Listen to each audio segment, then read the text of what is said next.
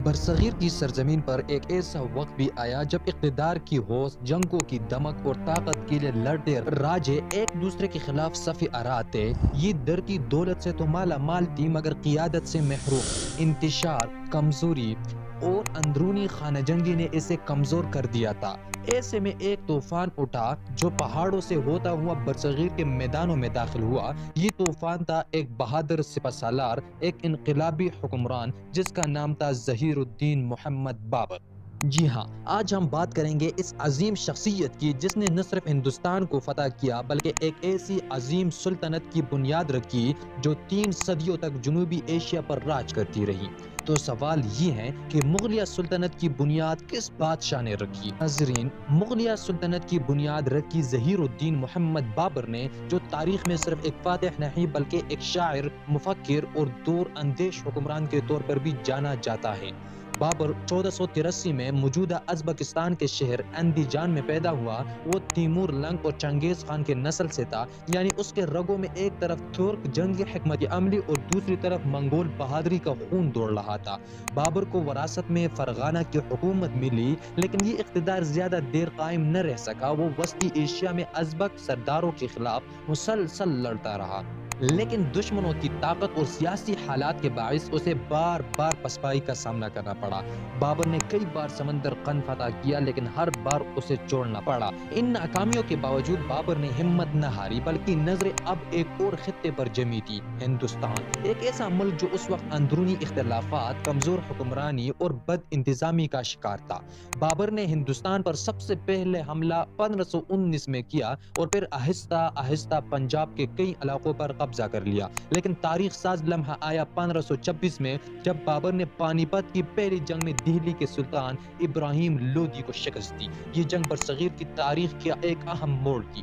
بابر نے اس جنگ میں توپوں اور ترکی طرز کی جدید فوجی حکمت عملی استعمال کی جو اس وقت ہندوستانی فوج کے لیے بالکل نئی اور غیر متوقع تھی۔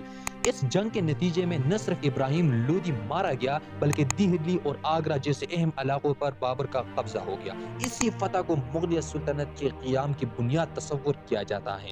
بابر نے محض ایک جنگ جیت کر خود کو بادشاہ نہیں بنایا بلکہ اس نے ایک منظم سلطنت کی داغ بیل ڈالی۔ اس نے اپنی فوج کو دوبارہ منظم کیا، نئے قلعے تعمیر کروائے اور عدل و انصاف کا ایسا نظام رائج کیا جیسے آنے والے مغل بادشاہوں نے مزید مضبوط کیا۔ بابر کے بعد اس کا بیٹا ہمایوں، پھر اکبر اعظم، جہانگیر، شاہ جہان اور اورنگزیب آئے، جنہوں نے اس سلطنت کو نہ صرف قائم رکھا بلکہ اسے برصغیر کی سب سے بڑی سلطنت میں تبدیل کر دیا۔ بابر نے صرف ایک نئی حکومت قائم نہیں کی بلکہ ثقافت، فن تعمیر، نظم و نسق اور عدلیہ جیسے شعبوں میں ایسی بنیادی فراہم کی جن پر صدیوں تک ہندوستانی تہذیب ترقی کرتی رہی۔ بابر کی شخصیت ایک مکمل حکمران کی تھی، ایک تلوار برادر سپہ سالار بھی، ایک نرم دل شاعر بھی اور ایک دانشمند سیاسی رہنما بھی۔ اس نے اپنی یادداشتوں کو فارسی میں لکھا جنہیں آج بابر نامہ کے نام سے جانا جاتا ہے اور یہ دنیا کے بہترین خودنوش توانح عمریوں میں شمار کی جاتی ہے۔ ناظرین، یہ تھا وہ عظیم انسان ظہیر الدین محمد بابر جس نے خواب دیکھا، جدوجہد کی اور آخرکار مغلیہ سلطنت کی بنیاد رکھ دی۔ ایک ایسی سلطنت جس نے تاریخ کو نئے رنگ دیے اور برصغیر کی شناخت بدل کر رکھ دی۔ تاریخ میں کچھ جنگیں صرف زمین کے ٹکروں کے لیے نہیں لڑی جاتی بلکہ وہ مستقبل کی سلطنتوں کی بنیادیں رکھتی ہیں، قوموں کی قسمت بدل دیتی ہیں اور ایک نئے عہد کی شروعات کرتی ہیں۔ ایسا ہی ایک جنگ تھی پانی پت کی پہلی جنگ۔ یہ جنگ صرف 2 بادشاہوں کی لڑائی نہیں تھی، یہ ایک فاتح کا خواب، ایک حکمران کی حکمت عملی اور ایک نئی سلطنت کی بنیاد تھی۔ تو سوال یہ ہے کہ بابر نے پانی پت کی جنگ کیوں لڑی؟ بابر نے پانی پت کی جنگ اس لیے نہیں لڑی تھی کہ وہ صرف فتوحات کا شوقین تھا بلکہ اس کے پیچھے کئی سیاسی، عسکری اور تاریخی اسباب تھے۔ بابر نے، جو کہ فرغانہ موجودہ ازبکستان کا حکمران تھا، اپنی ابتدائی زندگی میں سمرقند جیسے علاقوں کو حاصل کرنے کے لیے مسلسل جدوجہد کرتا رہا، لیکن وسطی ایشیا میں ازبک قبائل کی طاقت کے باعث وہ بار بار پسپا ہوتا رہا۔ ان حالات میں اس کی نظر ہندوستان پر پڑی، ایک ایسی سرزمین جو دولت سے مالا مال تو تھی مگر اندر سے کمزور کمزور اور بکھری ہوئی۔ بابر کے پاس دو اہم وجوہات تھی پانی پت کی جنگ لڑنے کی۔ نمبر ایک، سیاسی دعوت اور موقع۔ ہندوستان کے شمال میں اس وقت سلطان ابراہیم لودھی کی حکومت تھی۔ ابراہیم نہایت سخت گیر، خود پسند اور کمزور سیاسی ذہن کا حکمران تھا۔ اس کی سلطنت کے اندر ہی اس کے چاچا علم خان اور بہت سے راجپوت راجے اس سے نالا تھے۔ انہی میں سے کچھ باغی سرداروں نے بابر کو ہندوستان آنے کی دعوت دی تاکہ وہ لودھی حکومت کو گرا کر ایک نئی طاقت قائم کرے۔ یہی دعوت بابر کے لیے سیاسی موقع بن گئی۔ نمبر دو، حکمت عملی اور خواب۔ بابر کا خواب تھا کہ وہ اپنے آباء و اجداد کی طرح ایک عظیم سلطنت قائم کرے۔ اس نے اپنی یادداشت بابرنامہ میں لکھا کہ میں نے ہندوستان پر قبضہ کا ارادہ اس لیے کیا، یہاں کی زمین زرخیز ہیں، دولت ہیں، لیکن قیادت کا فقدان ہے۔ بابر جانتا تھا کہ اگر ابراہیم لودھی کو شکست دے دی جائے تو دہلی اور آگرہ جیسے اہم مراکز پر قبضہ ممکن ہے اور یہی ایک نئی سلطنت کے قیام کا آغاز ہو سکتا ہے۔ پانی پت کی جنگ 21 اپریل 1526۔ یہ جنگ بابر اور ابراہیم لودھی کے درمیان ہوئی۔ بابر کے پاس صرف 12,000 فوجی تھے جبکہ لودھی کی فوج 1 لاکھ سے زائد بتائی جاتی ہیں، لیکن بابر کے پاس تھا ترک طرز کا جنگی نظام، توپ خانہ اور جدید حکمت عملی۔ اس نے رومی توپیں استعمال کی جنہیں اس کے ترک ماہر توپچیوں نے میدان میں نصب کیا۔ یہ پہلا موقع تھا کہ جب برصغیر میں توپوں کا استعمال کیا گیا۔ بابر نے فوج کو مربع بندی کے ساتھ ساتھ چرخی نظام میں تقسیم کیا جس کے تحت اس کے فوج کے حصے دشمن کو گھیر لیتے تھے۔ نتیجہ، ابراہیم لودھی کی شکست ہوئی، وہ میدان جنگ میں مارا گیا اور دہلی پر بابر کا قبضہ ہو گیا۔ پانی پت کی یہ جنگ صرف ایک فتح نہیں تھی بلکہ یہ مغلیہ سلطنت کی بنیاد تھی۔ بابر نے یہ جنگ نہ صرف اقتدار کے لیے لڑی بلکہ ایک نئی نظام حکومت، نئی تہذیب اور مستقبل کی سلطنت کی داغ بیل ڈالنے کے لیے لڑی۔ یہ جنگ تاریخ کا ایک اہم موڑ بنی جہاں سے برصغیر کا سیاسی نقشہ مکمل طور پر بدل گیا۔ اکبر کے دور کو مغلیہ سلطنت کا عروج اس لیے کہا جاتا ہے کیونکہ اس نے صرف تلوار سے نہیں بلکہ عقل، رواداری اور بہترین نظم و نسق سے حکومت کی۔ اکبر نے مذہبی ہم آہنگی کو فروغ دیا، ہندو راجاؤں سے اتحاد کیے، دینی الہی جیسے تجربات کیے اور ایک مضبوط مرکزی نظام حکومت قائم کیا۔ اس نے عدالتی، مالیاتی اور انتظامی اصلاحات کیے جن سے سلطنت مضبوط اور مستحکم ہوئی۔ اکبر کے دور میں فن، ثقافت، علم اور فنی تعمیر کو بھی فروغ ملا، اسی لیے تاریخ میں اسے مغلیہ سلطنت کا سنہری دور کہا جاتا ہے۔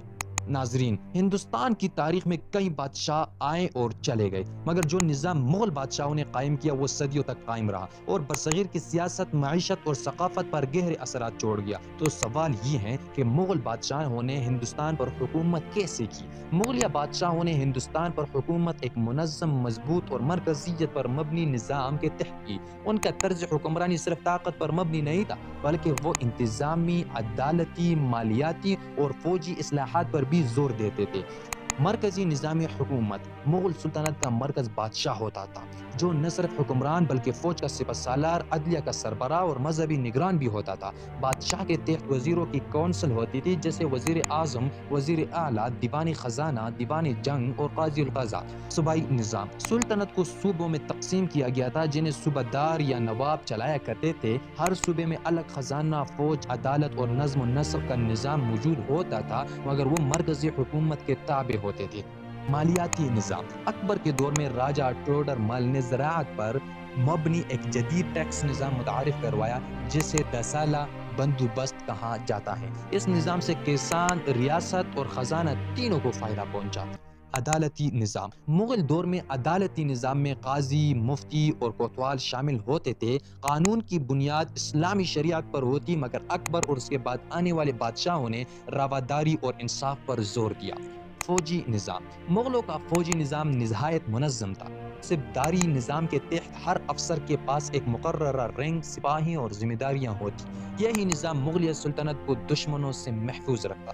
مذہبی رواداری، اکبر، جہانگیر اور شاہ جہان نے مذہبی ہم آہنگی کو فروغ دیا۔ ہندو راجاؤں سے رشتہ داریاں، مندروں کی حفاظت اور سب کے لیے برابر کے حقوق، یہ مغل طرز حکومت کی نمایاں خوبیاں تھیں۔ ناظرین، مغل بادشاہ صرف میدانی جنگ کے ہیرو نہیں تھے، وہ نظم و نسق کے ماہر، انصاف کے علمبردار اور عوام کے خیرخواہ حکمران تھے۔ انہوں نے ایک ایسا نظام قائم کیا جس میں ہر فرد کو انصاف، تحفظ اور روزگار میسر تھا۔ آج ہمیں ماضی کی ان عظیم سلطنتوں سے سبق لینے کی ضرورت ہے جہاں مذہبی ہم آہنگی، عدل، مضبوط انتظام اور رواداری ریاست کی بنیاد تھے۔ پاکستان کو آج جن چیلنجز کا سامنا ہے، بد انتظامی، ناانصافی، مہنگائی اور فرقہ واریت، ان کا حل بھی ہمیں تاریخ کے ان سنہری اور عظیم ادوار سے ملتا ہے۔ اگر ہم قیادت، انصاف اور عوامی خدمت میں وہی اخلاص پیدا کر دے تو ہمارا حال بھی بدل سکتا ہے اور مستقبل بھی روشن ہو سکتا ہے۔ لہٰذا تاریخ صرف ماضی کا عکس نہیں، یہ حال کی رہنمائی اور مستقبل کی تعمیر کا راستہ ہے۔